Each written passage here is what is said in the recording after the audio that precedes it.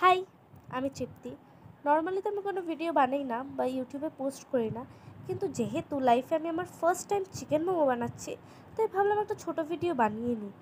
আমি ময়দাটাকে প্রথমেই মেখে রেখেছিলাম, দেন আমি চিকেনটাকেও পেস্ট করে নিয়েছি। তারপর সবথেকে বড় কাজ পেঁয়াজ কাটা, যেটা করতে গিয়ে আমার চোখ দিয়ে জল অনেক পড়েছে। দেন এটা ছিল চিলি পেস্ট, যেটা হোমমেড ছিল।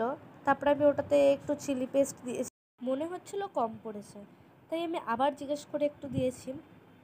তারপরে আদা তো আমি জানতাম না কতটা দিতে হবে, ওটাও আমি জিজ্ঞেস করেই দিয়েছি আমার একটা ফ্রেন্ডকে। তারপরে ওগুলোকে একটা বাটিতে, মানে এরকম একটা লুক এসেছিলো। তারপরে দিতে হতো ওটার মধ্যে একটু সয়া সস আর গোলমরিচের গুঁড়ো, ওটাও দিয়েছি। পাকার হাওয়াতে গোলমরিচের গুঁড়ো উড়ে যাচ্ছে।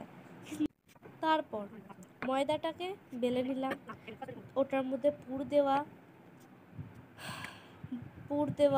তারপরে শেপ দেওয়ার পরে এরকম একটা লুক এসেছিলো। তারপরে ওটাকে বানানোর পরে এরকম দেখতে লাগছিলো। সবার শেষে আমার রিয়াকশন জাস্ট বলার মতো।